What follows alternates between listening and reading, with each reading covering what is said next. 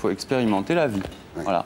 La plupart du temps, on ne nous le permet pas parce qu'on a été dressé depuis tout petit à faire ce qu'on nous dit, c'est-à-dire pas jouer avec son caca et tous ces trucs-là. Déjà, ça commence mal à partir de ce moment-là.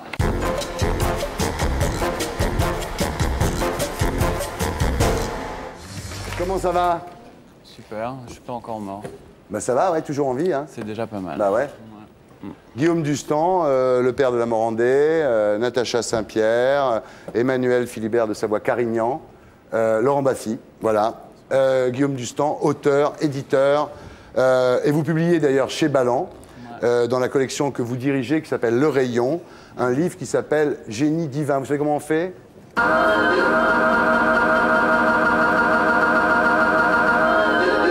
Je comprends pas que Di Falco le fasse et que vous ne le fassiez pas. Il faut savoir déplaire. Balladur l'a fait, Rocard l'a fait. Je ne le fais pas, raison de plus. Jean-Paul II l'a fait. Non. Bien. Jean-Paul III va le faire. Jean-Paul III va le faire, bien sûr. Alors, il commence très fort votre bouquin, Guillaume Dustan. Vous parlez de Renaud Camus, qui est cet écrivain qui, dans son journal intime publié chez Gallimard l'année dernière, se plaignait qu'il y ait trop de juifs dans une émission qui s'appelle Panorama sur France Culture. Et vous, page 12 du bouquin, c'est-à-dire dès le début, vous dites « Attention, je ne suis pas Renaud Camus, je suis pire ». Donc vous y allez directos dans la provoque. Ouais. Pourquoi? Ben parce que d'abord, moi je peux me le permettre parce que je suis juif, donc oui. C'est plus facile pour attaquer les juifs quand on est juif. Enfin, en gros, on a le droit d'attaquer les juifs que quand on est juif. Donc... On prend moins le risque. Hein. C'est clair. C'est ça. Et c'est vrai, d'ailleurs, page 100 de votre bouquin, vous donnez votre CV complet. Et effectivement, vous donnez votre vrai nom, William Baranez. Vous expliquez que vous êtes juif, séfarade et ashkénaze mélangés. Et donc, le fait d'être juif vous autorise à dire ce que vous dites, page 26. C'est-à-dire que vous avez toute une litanie sur qu'il meurt, qu'il meurt, qu'il meurt. Ah non, non, non, on attend qu'il meure. On attend qu'il meure. On attend patiemment. Ouais. On attend que ça se passe. Le fait d'être juif vous autorise à surenchérir sur Renaud Camus. Bah, moi, je ne fais pas exactement pour les mêmes raisons. C'est-à-dire que lui, il attaque les juifs en disant qu'ils ne sont pas français, ils n'ont pas de racines. Et moi, je dis, les juifs, en ce moment, ont une espèce de magistère moral sur la France, et puis je pense l'Occident en général, mais bon, beaucoup la France, voilà, on va se restreindre à la France, parce qu'on leur demande de sauver le judéo-christianisme. Si vous voulez, dans la mesure où le christianisme s'est discrédité, c'est vrai que plus personne ne va à l'église, à part les gens de plus de 60 ans. C'est ce que vous disiez tout à l'heure. Non, non. Bon, vous disiez tout à l'heure qu'avec des vieux. Non, non, il y a des chiffres, hein, faut pas raconter. Moi, je suis pas là pour polémiquer avec vous. Pourquoi? Pardon? Bah, attendez, je vois pas pourquoi vous parleriez pas avec le père de la Morandais. Je ne suis pas là pour polémiquer avec vous. Je voudrais continuer, parce que je voudrais continuer à raconter mon truc, là, pour vendre ma soupe, quand même. Non, d'accord, mais enfin, vous dites que les juifs exercent aujourd'hui en Occident un magistère moral, parce qu'on leur demande de sauver le judéo-christianisme, parce que le christianisme s'est discrédité. Ouais. Oui.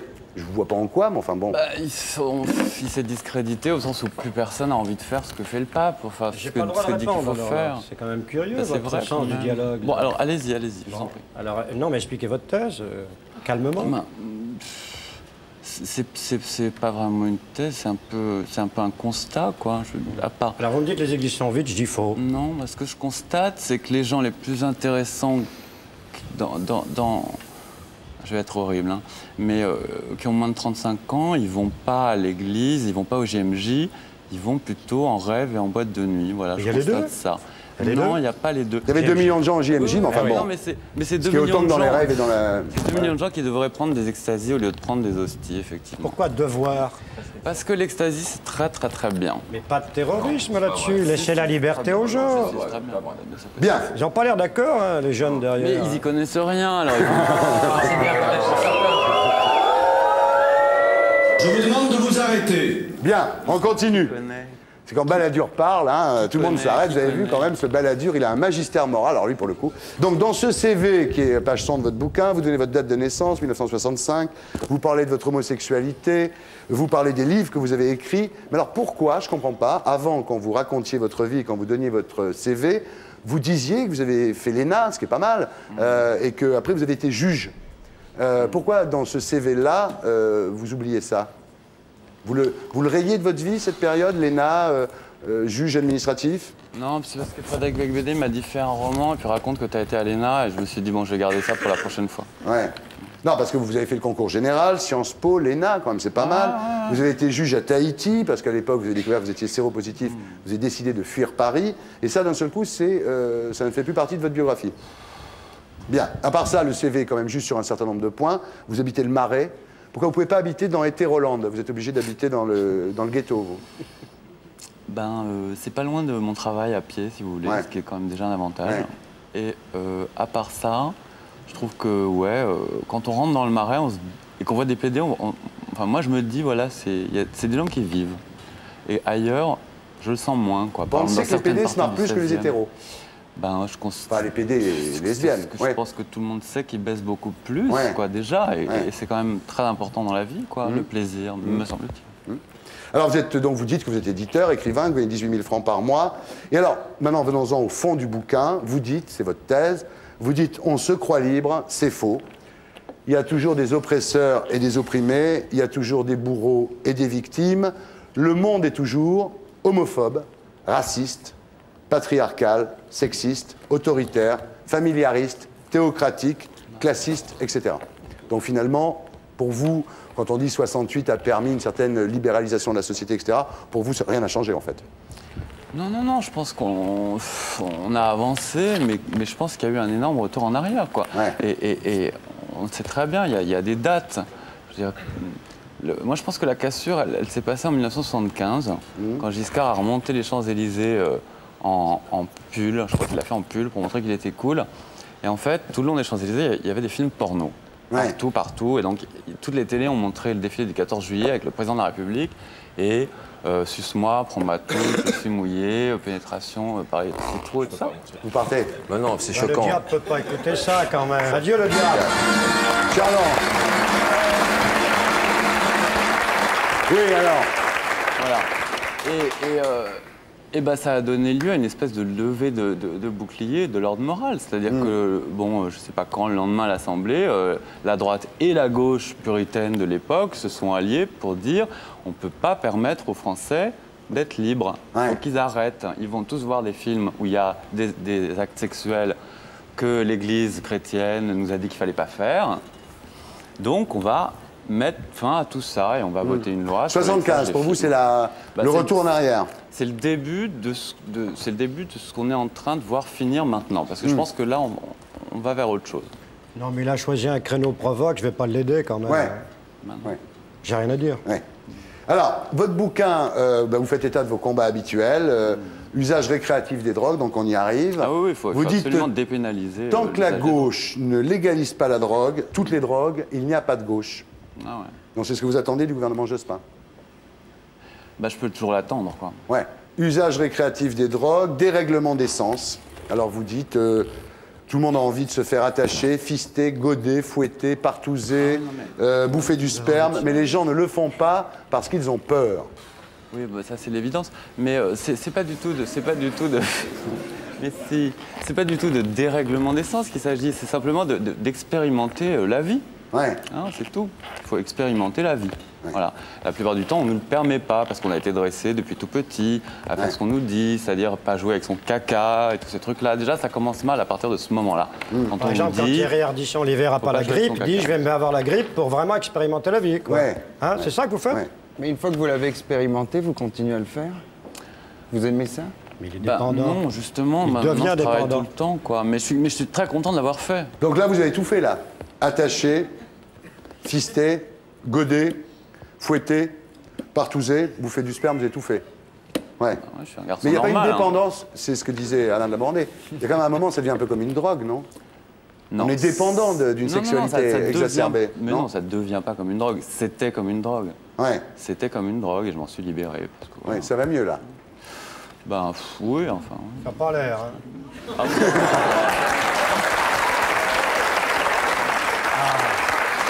Ben voilà. Eh, Très bien. merci. Alain, Moi, mon je peux faire père. avec. Mon père, en même temps, il a fait l'ENA. Moi, je trouve que c'est un des énarques les plus sympas que je connaisse. Parce que, hein, J'en connais d'autres qui sont moins drôles. voilà, c'est quand même pour un mec qui a fait l'ENA, je trouve qu'il a bien Ça, c'est tourné, vrai. finalement. Celui de mon roman est beaucoup plus sinistre. Hein. C'est vrai. Autre combat de Guillaume Dustan, baiser sans capote. Ce qu'on Oui, appelle oui, le oui, bareback. Oui. Alors, vous êtes séropositif. Vous baisez entre séropositifs, au moins, quand même. Ben, c'est-à-dire que j'aimerais bien, mais personne ne veut coucher avec moi parce que je suis trop connu maintenant. Alors, Ah ouais. c'est très embarrassant. Mais ouais, non, c'est Marqué vrai. danger, là, oui. Pourquoi? Parce que... Non, bah, mais- pourquoi? Parce Non, que non, il est pas marqué. c'est une façon de... Attendez, c'est intéressant, ça. C'est une façon de punir votre célébrité. De dire, il est tellement connu, bah, rien que pour l'emmerder, je vais pas coucher avec lui, c'est ça? Bah ouais. Ouais. Cette histoire de baiser sans capote, là, Guillaume, c'est quand même important. Je veux dire, vous êtes d'accord avec Jean-Paul II, vous me direz, d'une certaine façon, mais sauf que vous, c'est quand même un... Il y a un côté... Bah, C'est oui. un paradoxe, hein. Il y a un côté... paradoxe. Non, mais il y a quand même un côté Cyril Collard, quand même, quelque part. C'est-à-dire, c'est un revolver que vous avez entre les jambes, quand même, non? C'est un revolver que j'ai entre les jambes. Tout le monde a un revolver dans la tête, hein, franchement. Je veux dire, la vie, c'est ça, quoi. Il y a un risque de violence dans la vie, c'est vrai. Hein. Et moi, ce que je demande, c'est simplement qu'on m'empêche pas d'avoir une sexualité normale avec des gens qui ont le même statut sérologique que moi. Et vous dites d'ailleurs, le coup de génie divin, ça reprend le titre de votre livre, c'est d'avoir mis ce problème de baiser sans capote, ce que vous appelez le bareback, sur le plan philosophique. C'est-à-dire que finalement, c'est la responsabilité. C'est comme un devoir du bac en philo, quoi. Moi, ce que j'ai dit, c'est que on est responsable pour soi et pas pour les autres. Et ouais, c'est un point important. Parce que c'est effectivement le contraire de ce que plein de gens essayent de nous faire croire. Et je pense que c'est très dangereux de penser qu'on est responsable pour les autres, parce qu'à partir du moment où on pense ça, on s'occupe plus de soi. Et puis, il se passe plus rien, quoi. Voilà. Donc, vous croyez qu'on est responsable pour soi Et pour les autres. et pour les autres? Non, on n'est pas responsable. Non, on peut les écouter. Les autres, on peut les écouter. Je pense que c'est vraiment la seule chose qu'on peut faire. Ah ben, c'est déjà pas mal. Ah ben ouais, c'est pas mal. Ouais. Moi, je le fais beaucoup. Hein. Là, on a un point d'accord. Je le fais beaucoup. Est-ce que, alors, pour être beaucoup plus prosaïque, est-ce qu'il n'y a pas, quand vous baisez sans capote avec des séropositifs, est-ce qu'il n'y a pas un risque de surinfection? Ça, c'est ce qu'on nous raconte. C'est Ouais. toujours pas prouvé. Ouais. Et puis même s'il y avait un risque de surinfection, on a le droit de le prendre, ce risque. Ouais. Hein? Alors, quand vous dites, Guillaume Dustan, de toute façon, on ne meurt pas du sida, moi, je suis séropositif depuis 9 ans, je suis toujours là, j'ai rien pris jusqu'à récemment, une bithérapie, et tout ça, c'est dans la tête. Vous avez quand même pas peur de donner un exemple un peu négatif? Ah non, mais je disais ça quand j'étais fou. Hein. Je disais ça quand je pensais... Non, mais sérieusement, On est rassuré, aujourd'hui, on voit que vous êtes plus fou. n'est-ce pas? J'osais pas le dire. Ouais.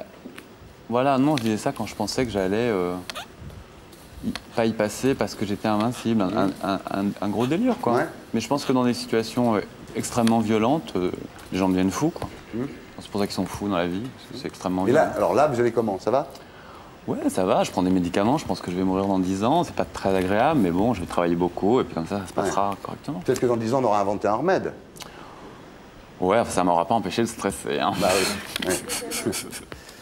Bon, alors vous êtes favorable à l'euthanasie? Oui, bien sûr, évidemment. Non, je pense que c'est la moindre des libertés que de choisir sa mort, quoi. La position de l'Église sur l'euthanasie, c'est quoi? C'est de développer les soins palliatifs pour éviter la souffrance. La souffrance n'est pas rédemptrice. Et moi, on ne doit pas souffrir pour aller au ciel, déjà, c'est sûr. Non, on peut souffrir si c'est un choix personnel Ouais. et délibéré. Si on porte un silice, oui, Mais c'est oui. pas pour le subir, pour le Ouais. subir. Et moi, j'ai été très impressionné parce que ma mère est morte il y a 1 an. Elle a eu 6 mois de soins palliatifs et nous l'avons accompagnée frères et sœurs chaque jour. Et je trouve que ce sont des étapes extraordinaires pour connaître la personne jusqu'au bout. Bien. Alors, là où c'est plus grave quand même, Guillaume, page 274, vous prenez l'eugénisme. Vous dites, pour booster l'intelligence, il faut éliminer les gens qui ont un quotient intellectuel inférieur à 180, sinon on restera toujours des singes. Ouais, c'est vrai. Non, mais je dis pas qu'il faut les éliminer maintenant, hein, ceux qui sont... D'accord. Ça me rassure parce que... Voilà. C'est comme les fonctionnaires, si vous voulez, Ouais. plus en engager, mais D'accord. ils sont là maintenant, on les D'accord. garde. Oui, d'accord. Hein, voilà. C'est-à-dire les fonctionnaires, on attend qu'ils partent à la retraite, quoi. C'est ça, c'est la même chose. Mais qu'est-ce qu'on fait avec ceux qui vont naître et qui ont moins de 180 de quotient Ah intellectuel? bah, c'est pareil, on sera obligé de les garder. Mais Ouais. non, mais là où c'est un vrai débat, c'est que... C'est booster l'intelligence. oui. Ouais. Enfin, si on peut, il faut mettre le paquet génétiquement pour améliorer l'espèce humaine. C'est vrai qu'on Ouais. est con parce que ça se voit, les gens se font manipuler. Ouais. Je veux dire, les gens sont des gogos, Ouais. les gens sont des victimes. Ouais. Voilà. Moi, ça me fatigue. Ouais. On avance, on avance. Alors, vous en prenez à tout le monde dans ce bouquin. Et puis alors, ce qui m'a le plus surpris, même au PD, vous dites en fait, les gens veulent toujours passer pour le PD actif, comme celui qui ne se fait pas enculer. Parce que finalement, le fait de ne pas se faire enculer, d'être un PD actif, ça rend un peu moins PD. Donc c'est mieux. Je sais pas, l'injure de base, c'est quoi? C'est quand même enculé? Ouais. Non, moi je suis pour qu'on criminalise les injures homophobes. Oui, Hein. bien C'est-à-dire sûr, que on je n'est suis pas pour- loin quand même. Hein. Bah, Ouais. Tant mieux, parce que moi j'en ai marre de vivre dans un monde où j'entends PD et enculé tout le temps. Quoi. Vraiment, je me sens visé, ça m'énerve. Alors vous dites l'actif est mis en valeur, alors que le passif, il est considéré comme une salope. Bah, c'est l'homme qui est mis en valeur et la femme qui est considérée comme un, Oui. comme un Donc- tas de merde. Hein, Donc je ça veux veut dire, dire dans que, non, notre mais attendez, société. ça Non, veut mais dire c'est ça veut dire qu'il y aura un machisme homo finalement. Ce que je dis, c'est que les rapports de pouvoir dans l'humanité ne changeront pas tant que les hommes ne vivront pas leur homosexualité naturelle Ouais. et que donc ils ne se feront pas enculer par d'autres messieurs comme eux. Ouais. Parce que ce jour-là, ils comprendront les femmes et ils ne les mépriseront plus. Voilà, c'est tout. Vous ne trouvez pas que votre dialogue est un peu exhibitionniste, quoi? Moi, c'est des choses que j'entends en confession, en confidence, mais quel intérêt de balancer C'est la ça? réalité. C'est non, mais la attendez, c'est la vie. politique, Non, hein, mais c'est attendez, la politique c'est la vie. d'aujourd'hui et de demain. C'est la vie, ça. mais la vie, on la partage pas comme ça, n'importe comment, Non, c'est avec pas Ah la n'importe si, quel moi je suis public. pas d'accord avec vous. Moi, C'est je pense assez qu'il y a- exhibo, ça, je non pense, non, je pense qu'il n'y a pas de raison, que les choses doivent être dites et que ce qui fait la force de cette émission, c'est justement qu'on parle de tout à fait librement. Je trouve que c'est intéressant dans une télévision qui est très compassée, qui est très fermée sur elle-même. Je trouve intéressant, au moins une fois par semaine, le samedi soir, de pouvoir tout dire. Je vous Non, demande mais pas je ne d'être- crains pas je vous demande pas d'être d'accord avec je moi. ne crains pas qu'on m'enlève Ouais. un monopole de confidence du Ouais. tout. Mais ma question que je me pose, c'est de me dire, est-ce qu'on peut tout dire en public, quoi? C'est Ouais. ça. Ouais. C'est une question que je pose au public, d'ailleurs. Oui. Oui. Je pense. Ils disent oui. Mais bon, voilà. C'est Bon, mon j'y côté. réfléchirai. C'est mon côté 68 peut-être. Alors, page Peut-être. 254. Et pour finir, vous défendez la femme, car vous dites j'étais impuissant pendant 1 an, j'étais donc passif pendant 1 an, et c'est un sale boulot de se faire mettre sans pouvoir rendre l'appareil. Donc finalement, vous êtes assez féministe d'une certaine façon. Elle n'est pas plus féministe que moi. Ouais, D'ailleurs, ça se voit, je trouve. ouais. Ça se voit parce que je porte les stigmates de la féminité, je veux Ouais. dire. C'est christique, mon père. Eh ouais. Ne blasphémez pas. Hein.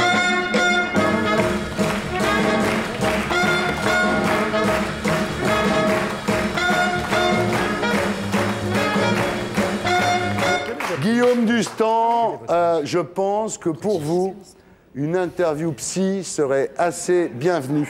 On ne bouge pas pendant le jingle. On ne bouge pas pendant le jingle. On ne bouge pas pendant le jingle. Bien. Interview psy, est-ce que vous êtes mytho? J'ai peur que vous soyez tout là. J'ai peur que vous ayez une croix dans chaque case. Allez, courage. Bah non, non, je suis pas mytho. Vous êtes pas mytho? Je suis pas mytho. Non, je suis vraiment le meilleur écrivain de France. Voilà. non, donc vous êtes mégalo. Vous êtes mégalo. Vous le reconnaissez? Non, j'ai le sens de ma valeur. D'accord. Est-ce que vous êtes parano? Extrêmement, mais je pense que j'ai vraiment de bonnes raisons de l'être. Pourquoi? Parce que tout le monde m'en veut. Mais pas du tout. Mais attends, pas Comme du tout. c'est étonnant. Mais en tous les cas, pas moi. C'est gentil. Est-ce que vous êtes schizo? C'est-à-dire que quand je m'en rends compte, c'est trop tard. Est-ce que vous êtes maso? Oui. Non. Vous n'aimez pas souffrir? Non, non, je l'ai été, cliniquement, hein, mais je le suis plus, quoi. Parce que j'ai beaucoup travaillé. C'est très difficile à soigner. Mais Est-ce que vous êtes sado? depuis que je suis plus maso, j'ai des opportunités pour l'être et j'essaie de résister. Je vous demande pas si vous êtes sodo. Bah oui, évidemment. Est-ce que vous êtes roco? Bah non, malheureusement. Vous êtes gros lolo? Non. Bah, Bouche les alors, oreilles. moi, je devrais pas le dire parce que les PD C'est vont ça, me vous avez le droit de vous détester. boucher les oreilles, mon père. Mais moi, je suis bi refoulé, c'est-à-dire que, ouais. C'est-à-dire que depuis qu'il y a le sida, comme je trouve que c'est vraiment trop lourd pour moi de coucher avec une femme parce que c'est risqué, j'ai plus jamais de relation avec des femmes. Alors que s'il n'y avait pas ça, je pense que ça m'arriverait de temps en temps. Donc vous pourriez être gros lolo, en fait. Ouais. Est-ce que vous êtes vibro? J'ai plus fait ça depuis des années. Trio? Moi, j'aime plutôt 4 et plus. Géronto? J'aimerais bien qu'on le soit avec moi. Exhibo? Non, moi, je pense Est-ce que que j'ai vous un êtes- sens de la mode assez... Est-ce que vous êtes... De sa mode. Est-ce que vous êtes C'est ça qui travelot? compte. T'as raison. Est-ce que vous êtes travelot? Non. Et pour être sûr de ne rien rater de Inarditube, abonnez-vous et mettez un pouce bleu.